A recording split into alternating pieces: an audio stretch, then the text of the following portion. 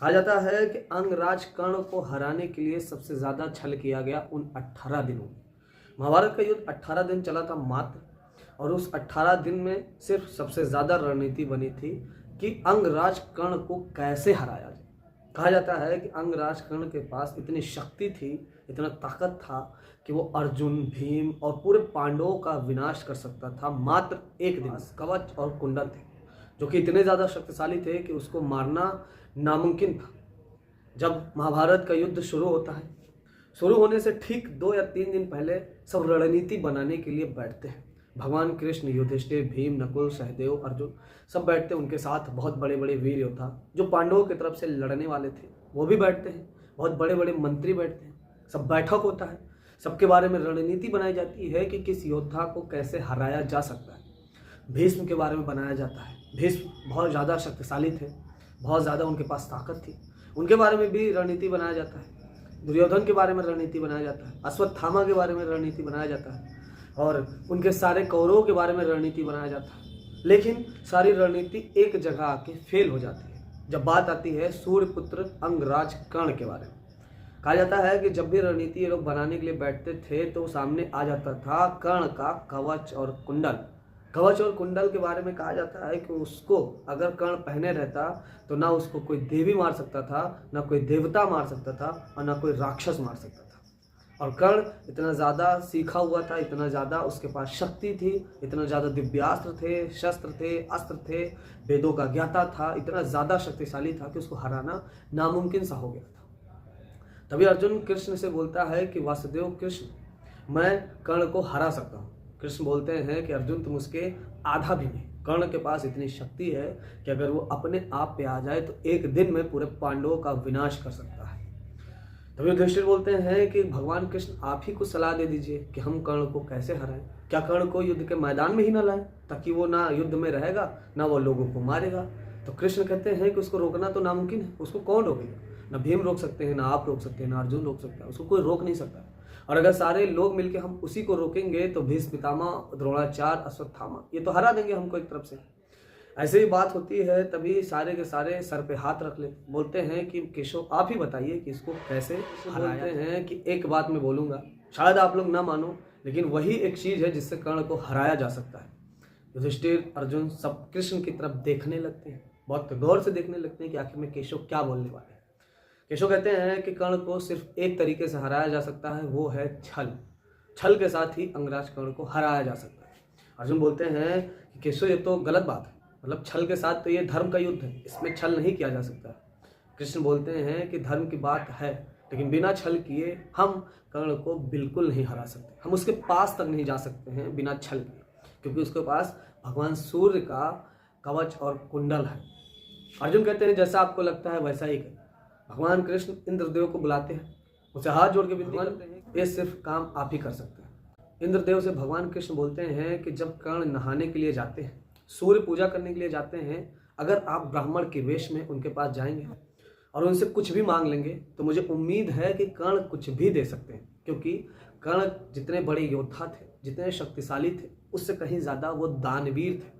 मतलब अगर नहाते वक्त या नहाने के बाद कर्ण से कुछ भी मांग लिया जाए पूजा करते समय, तो वो जो भी पॉसिबल था, मतलब जो चीज़ मुमकिन थी वो कर्ण कर सकते थे।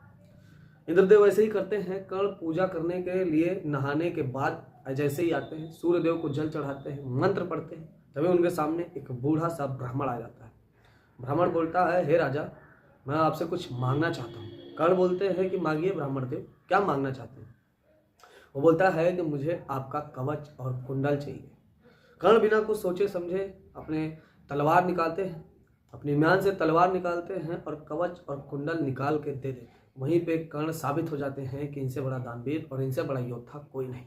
लेकिन कर्ण को ये नहीं पता चलता कि ये भगवान कृष्ण का चाल था, ये कर्ण को कमज़ोर करने का चाल था। कहा जाता है कि वो कवच और कुंडल लेने के बाद कर्ण इतने ज़्यादा शक्तिशाली थे, मतलब अगर कवच और कुंडल उनका निकाल दिया जाए तब भी वो इतने ज़्यादा शक्तिशाली थे कि उनको भगवान भी नहीं हरा सकते थे। कहा जाता है कि वो कवच और कुंडल उठाने के बाद इंद्रदेव भगवान कृष्ण को सौंप देते हैं और बोलते हैं कि ये स्वर्गलोक में नहीं लेके जा सकता, क्योंकि जब वो मांगते हैं तो सूर्य देव को पता चल जाता है, सारे देवी देवता छी छी करने लगते हैं कि ये तो छल है, ये कर्ण के साथ धोखा है, और इंद्रदेव को ये श्राप दे देते हैं कि तुम कवच और कुंडल अपने साथ स्वर्ग लेके नहीं जा सकते। बस यही रीजन था कि कवच और कुंडल को धरती पे ही रखना था।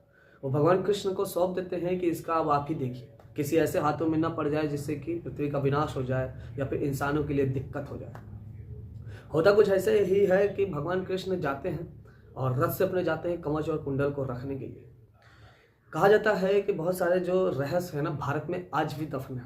उन्हीं रहस्यों में से ये रहस्य आज भी है कि कवच और कुंडल कर्ण का छत्तीसगढ़ के एक गुफा है जहाँ पे रखा हुआ है।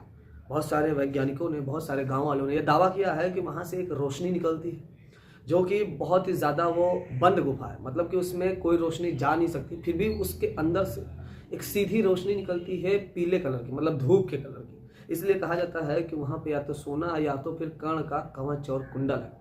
बहुत सारे टीवी रिपोर्टर और बहुत सारे वैज्ञानिक वहाँ पे गए, पता किया, लेकिन किसी को अभी ये नहीं पता चला कि आखिर में उनका कवच और कुंडल। लेकिन दोस्तों रहस्य तो यहाँ पे शुरू होता है कि कृष्ण के साथ उनका जो सारथी था उसने भी देखा था कि कवच और कुंडल कहाँ रखा है। भगवान के साथ दृष्टक उनके साथ जाता है और वो कवच कुंडल वो भी देख लेता है कि आखिर में रखा जाता है कि भगवान कृष्ण जैसे ही कवच और कुंडल को छिपा के रख देते हैं कि ये इंसानों के हाथ में न पड़े, लेकिन दृष्टक की नज़र उस पर रहती है। उसको पता था कि इसमें बहुत ज़्यादा शक्ति है। तो जैसे ही दृष्टक वो कवच और कुंडल भगवान कृष्ण को छोड़ने के बाद आता है चुराने के लिए।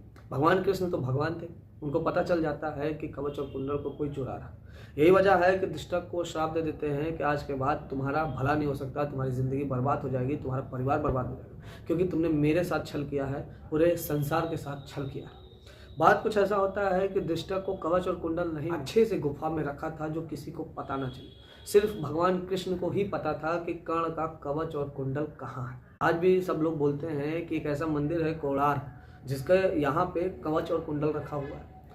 कुछ लोग कहते हैं कि हिमालय के कुछ गुफा है जहाँ पे आज भी कवच और कुंडल कर्ण का रखा हुआ है। कुछ लोगों का मानना है कि छत्तीसगढ़ में बीजापुर जो किला है उसके अंदर कवच और कुंडल रखा हुआ है। कुछ लोगों का मानना है कि जो रोशनी निकलती है उस गुफा से वही कवच और कुंडल है। तो बहुत सारे वैज्ञानिकों ने बहुत सारी खोजें की हैं और ये मुमकिन है कि आज भी कर्ण का कवच और कुंडल कहीं ना कहीं तो रखा हुआ है, बिल्कुल सेफ।